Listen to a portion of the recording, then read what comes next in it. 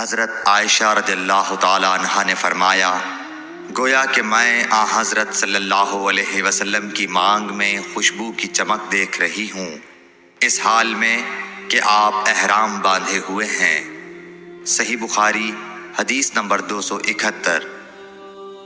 ام المومنین حضرت عائشہ صدیقہ رضی اللہ عنہا نے فرمایا کہ رسول کریم صلی اللہ علیہ وسلم جنابت کا غسل کرتے تو پہلے اپنے ہاتھوں کو دھوتے اور نماز کی طرح وضو کرتے، پھر اپنے ہاتھوں سے اپنے بالوں کا خلال کرتے، اور جب یقین کر لیتے کہ جسم تر ہو گیا ہے تو 3 مرتبہ اس پر پانی بہاتے، پھر تمام بدن کا غسل کرتے۔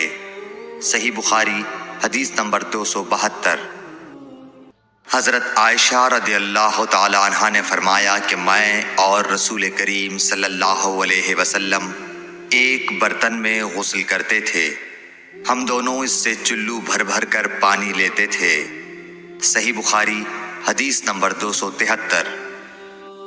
ام المومنین حضرت میمونہ رضی اللہ عنہا نے فرمایا کہ رسول اللہ صلی اللہ علیہ وسلم نے غسل جنابت کے لیے پانی رکھا، پھر آپ نے پہلے 2 یا 3 مرتبہ اپنے دائیں ہاتھ سے بائیں ہاتھ پر پانی ڈالا، پھر شرمگاہ دھوئی، پھر ہاتھ کو زمین پر یا دیوار پر 2 یا 3 بار رگڑا، پھر کلی کی اور ناک میں ڈالا اور اپنے چہرے اور بازوؤں کو دھویا، پھر سر پر پانی بہایا اور سارے بدن کا غسل کیا، پھر اپنی جگہ سے سرک کر پاؤں دھوئے۔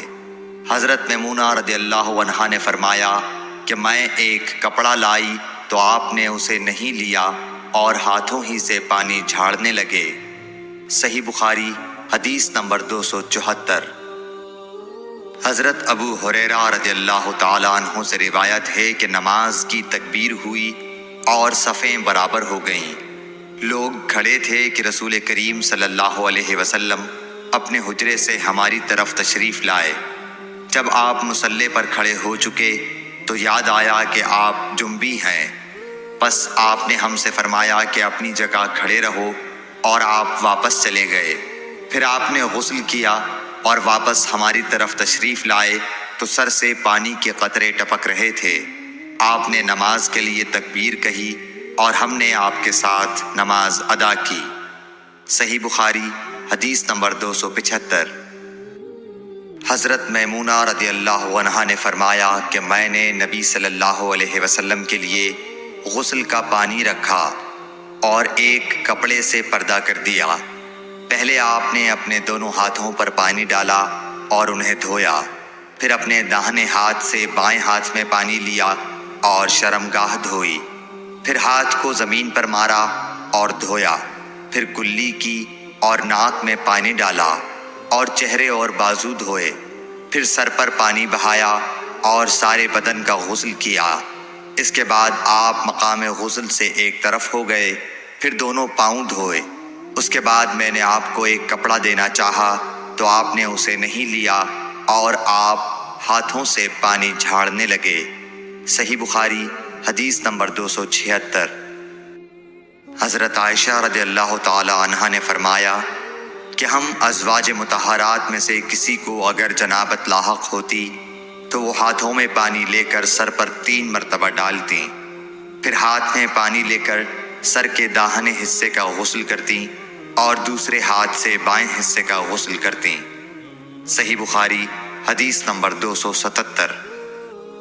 نبی کریم صلی اللہ علیہ وسلم نے فرمایا، بنی اسرائیل ننگے ہو کر اس طرح نہاتے تھے کہ ایک شخص دوسرے کو دیکھتا، لیکن حضرت موسیٰ تنہا پردے سے غسل فرماتے۔ اس پر انہوں نے کہا کہ بخدا موسیٰ کو ہمارے ساتھ غسل کرنے میں صرف یہ چیز مانے ہے کہ آپ کے خصیے بڑھے ہوئے ہیں۔ ایک مرتبہ موسیٰ علیہ السلام غسل کرنے لگے اور آپ نے کپڑوں کو ایک پتھر پر رکھ دیا، اتنے میں پتھر کپڑوں کو لے بھاگا اور موسیٰ بھی اس کے پیچھے بڑی تیزی سے دوڑے۔ آپ کہتے جاتے تھے، اے پتھر میرا کپڑا دے، اے پتھر میرا کپڑا دے۔ اس عرصے میں بنی اسرائیل نے موسیٰ علیہ السلام کو ننگا دیکھ لیا اور کہنے لگے کہ بخدا موسیٰ کو کوئی بیماری نہیں، اور موسیٰ علیہ السلام نے کپڑا لیا اور پتھر کو مارنے لگے۔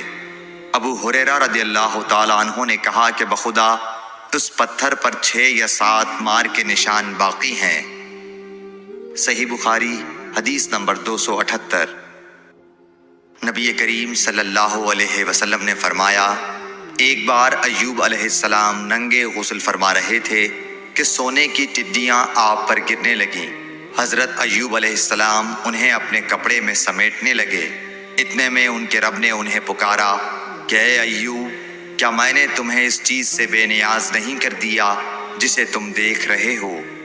ایوب علیہ السلام نے جواب دیا، ہاں تیری بزرگی کی قسم، لیکن تیری برکت سے میرے لیے بے نیازی کیوں کر ممکن ہے۔